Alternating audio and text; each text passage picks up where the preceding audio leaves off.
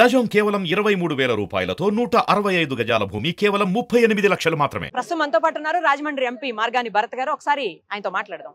నమస్తే అండి. నమస్కారం. ఏంటి, నేను ఇప్పుడు రాజమండ్రి దిగ్గానే చూశాను, చాలా చోట్ల బోర్డులు కనిపిస్తా ఉన్నాయి. వాటన్నిటి మీద అభివృద్ధి అంటే భరత్, భరత్ అంటే అభివృద్ధి అని రాసి ఉంది. మీరు రాసుకున్నారా, లేకపోతే రాయించారా, లేకపోతే ఎవరన్నా రాశారా? ఒకటండి, ప్రజల్లోంచి వచ్చే మాటలు అవి ప్రతిబింబిస్తాయి. రాజమహేంద్రవరంలో ఇప్పుడు దాకా నాకు తెలిసి, నాకు మ్యారేజ్ అయ్యి చాలా సంవత్సరాలు అయింది, ఆల్మోస్ట్ ఒక 7-8 years అయింది. ఓకే, ఒకటే సింపుల్ ఎగ్జాంపులే చెప్పేస్తాను. అయిన తర్వాత షీస్ ఫ్రమ్ హైదరాబాద్. అక్కడి నుంచి ఇక్కడికి వచ్చిన తర్వాత నేను రాజమండ్రిలో ఎక్కడికైనా వైఫ్తో తీసుకెళ్ళాలి, ఎక్కడికి తీసుకెళ్ళాలి అంటే సరదాగా వెళ్ళాలి అంటే ఎక్కడికైనా బయటికి, గోదావరి బండ్ అక్కడ కూడా ఏం లేదు. ఓకే, తప్పితే రాజమండ్రిలో ఎక్కడ కూడా ఏం ప్లేసెస్ లేవు. నాకు ఆశ్చర్యం అనిపించేది, ఏంటి ఇంతమంది ఎమ్మెల్యేస్, ఎంపీస్, మినిస్టర్స్ వస్తున్నారు, అసలు ఏం చేస్తున్నారు రాజమండ్రిలో. సో ఇవాళ రాజమండ్రిలో మీరు చూస్తే కంబాల్ ట్యాంక్ పార్క్ కానీ, హ్యాపీ స్ట్రీట్ కానీ, ఈద్ స్ట్రీట్ కానీ, పుష్కర్ ప్లాజా కానీ, ఇట్లాగా పార్క్స్ అన్నీ కూడా కొత్త రూపం తీసుకుని వచ్చి వేలాది మంది ప్రజలు వస్తున్నారు. ఒక రోజు మీరు కంబాల్ చెరువుకి వెళ్తే నాట్ లెస్ దెన్ 3-4 వేల మంది ఉంటారు. హ్యాపీ స్ట్రీట్కి వెళ్తే 5-6 వేల మంది వస్తారు. ఈద్ స్ట్రీట్కి వెళ్తే కనీసం ఒక 1000 మంది పైన ఉంటారు. పుష్కర్ ప్లాజాకి వెళ్తే అక్కడ ఒక 1000 మంది పైన ఉంటారు. అంటే ప్రజలందరూ కూడా ఫ్యామిలీస్తో ఒక బ్రీదింగ్ స్పేస్ ఉన్న ప్లేసెస్ని తయారు చేస్తున్నాం. So people are appreciating the government పనుల్ని అప్రిషియేట్ చేస్తున్నారు. సో అది ప్రజల్లోంచి వచ్చిన మాట. మనం సొంతంగా పెట్టుకుంటే ఒకవేళ అభివృద్ధి చేయకపోతే జనాలు కొడతారు. మనం లేని పెట్టుకుంటే.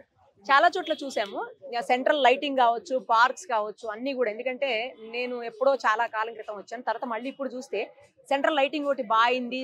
తర్వాత రోడ్స్ సైడ్ కూడా ఫుట్పాత్లు కూడా బాగా డెవలప్ అయ్యాయి. నెక్స్ట్ పార్క్స్ కూడా చూశాను, చాలా పార్క్స్ చూశాను. వస్తూ పార్క్స్ అన్ని కూడా చాలా అందంగా ఉన్నాయి. ఇవన్నీ కేవలం భరత్ గారే చేశారనుకోవచ్చా, లేకపోతే పబ్లిక్ చేయించుకున్నారనుకోవచ్చా?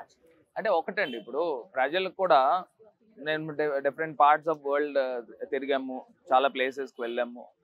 సో సిటీ లుక్ రావాలి, సిటీ వైబ్ రావాలి. ప్రజలు, యూత్ కోరుకునేది ఏంటంటే, ఇప్పుడు మనము మెట్రోపాలిటన్ సిటీస్, కాస్మోపాలిటన్ సిటీస్ ఏ రకంగా ఉంటున్నాయి.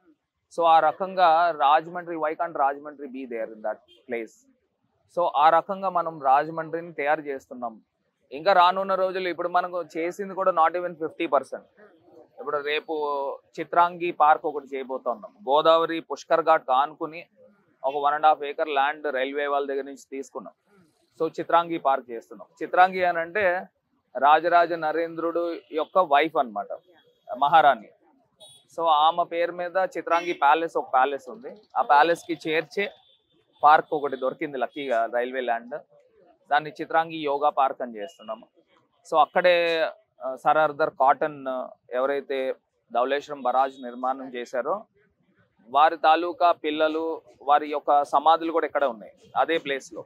సో దాన్ని కూడా ఒక టూరిస్ట్ స్పాట్ కింద తయారు చేయబోతున్నాం. సో ఆ కఫెన్స్ ప్లేస్ని ఇవన్నీ కూడా.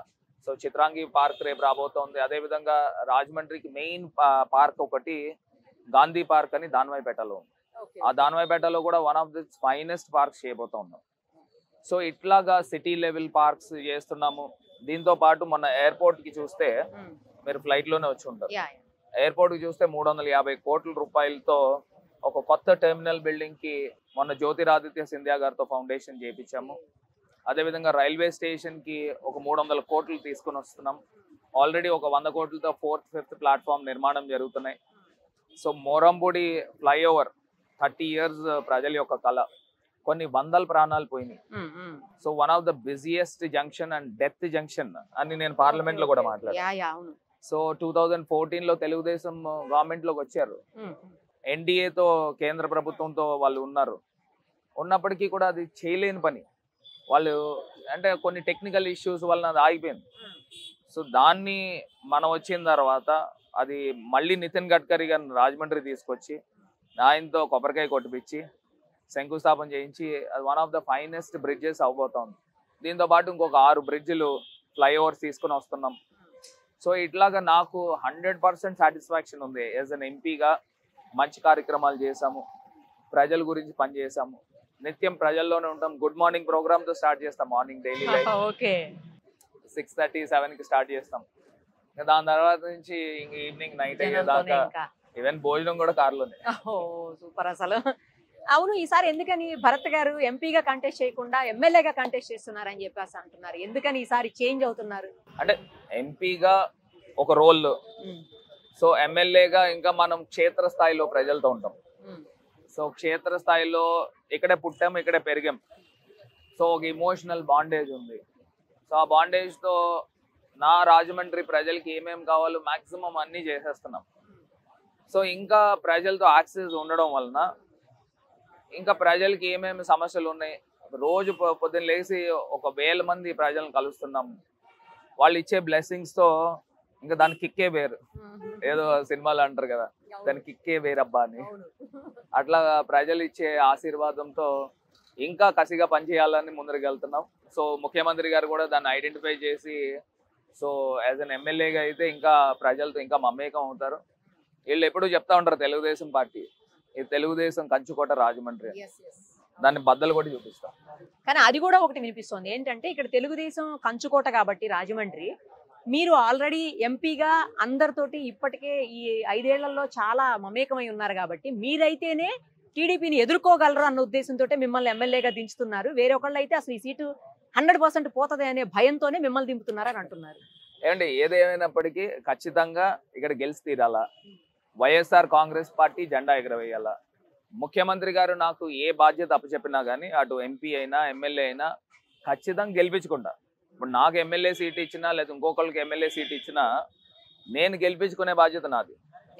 సో ఖచ్చితంగా రాజమండ్రిలో ఈ సీట్ 100% వైఎస్ఆర్సీపీ ఖాతాలోకి వెళ్ళబోతుంది. అంతేనా? 100%. మరి ఈసారి ఇక్కడ ఎంపీగా ఎవరు కాంటెస్ట్ చేయబోతున్నారు? మీ ప్లేస్ ఎవరు రీప్లేస్ చేయబోతున్నారు? అది ఇంకా సీఎం గారి డెసిషన్. సార్ సీఎం గారు డెసిషన్ తీసుకుంటారు. నాన్ లోకల్ ఎవరు వస్తున్నారని వింటున్నాము. అంటే నాకు తెలిసి నాన్ లోకల్ అంటే మరి మనకు ఐడియా లేదండి. కానీ ఏదేమైనప్పటికీ కూడా నేనైతే ఒకటి క్లియర్గా చెప్తాను, 75 years ఇండిపెండెన్స్లో మొట్టమొదటిసారిగా ముఖ్యమంత్రి గారు ఒక బీసీ అభ్యర్థిగా రాజమండ్రి సీట్ని కేటాయించారు. సో ప్రజలందరూ కూడా అక్కం చేసుకుని 1,25,000 మెజారిటీతో గెలిపించారు. సో అదే తరహాలో నేను ఎట్లాగో ఒక పెద్ద ఫౌండేషన్ వేశాను రాజమండ్రిలో, పార్లమెంట్ పరిధిలో అయినా కానివ్వండి, అటు గోపాల్పురం కానీ, కపూర్ కానీ, ఈ నేషనల్ హైవే రోడ్స్ కానీ, లేకపోతే ఈఎస్ఐ హాస్పిటల్ కానీ, ఇదే రోడ్లో మెడికల్ కాలేజ్ కూడా ముఖ్యమంత్రి గారు శాంక్షన్ ఇచ్చారు రాజమండ్రికి. పేపర్ మిల్ రోడ్లో ఈఎస్ఐ హాస్పిటల్ కేంద్ర ప్రభుత్వం నుంచి తీసుకొచ్చాం. సో ఇట్లాగా పార్లమెంట్లో ఎన్నో అభివృద్ధి పనులు చేశాం. సో నా తర్వాత వచ్చే సక్సెసర్కి ఖచ్చితంగా ఇది ఒక ఫౌండేషన్ కింద పనిచేస్తుంది. ఒక తక్కువ కష్టంతో ఎక్కువ రాబడతాం. సో నేను ఎమ్మెల్యే కింద ఉన్నప్పటికీ కూడా ఢిల్లీలో పరిచయాలు ఉన్నాయి, మంత్రులతో కానీ అధికారులతో కానీ. సో యాక్సెస్ ఉంది కాబట్టి సో నేను కూడా గైడ్ చేస్తాను. ఒకవేళ సీనియర్ వచ్చారంటే వెళ్ళండి, ఒకవేళ యంగ్స్టర్ కానీ లేకపోతే ఎవరైనా వస్తే గైడ్ చేసి ఇంకా రాజమండ్రికి కొలాబరేట్ చేసి ఇంకా ఎక్కువ డబ్బులు తెచ్చే విధంగా ప్రయత్నం చేస్తాను. అవునా?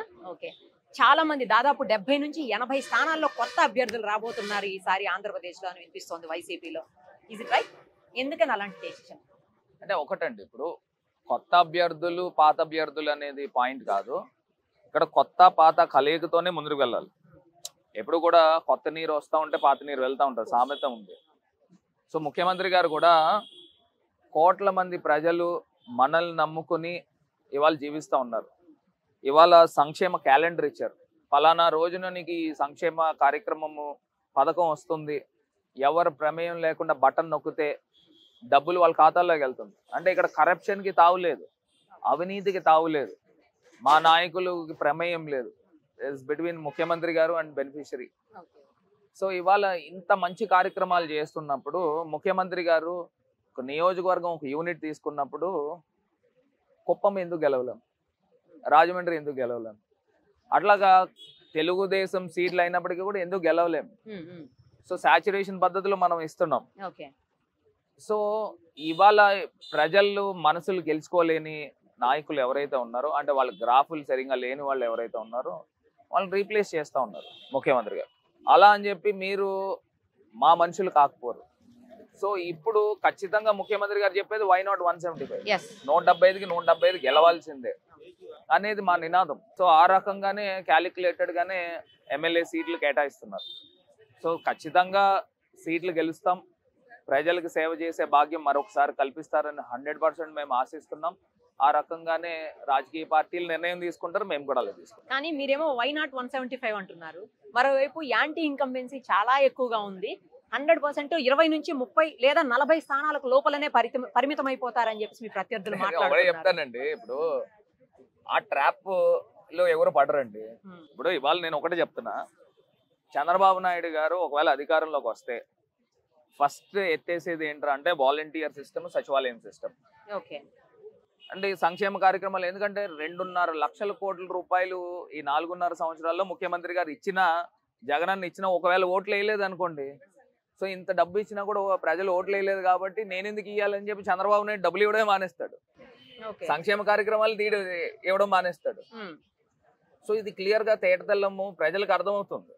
సో జగనన్న అనేది ఒక నిజం, ఆయన ఏదైనా ఒక మాట చెప్తే మాట నిలబెట్టుకుంటాడు అనేది ప్రజలకి ప్రగాఢ విశ్వాసం ఉంది. చంద్రబాబు నాయుడు గారు ఏదైనా ఒక మాట చెప్తే అది అబద్ధం, ఆయన చెప్పిన మాట ఏది నిలబెట్టుకోవడం అనేది ప్రజలకు ఆ విశ్వాసం పూర్తిగా ఉంది.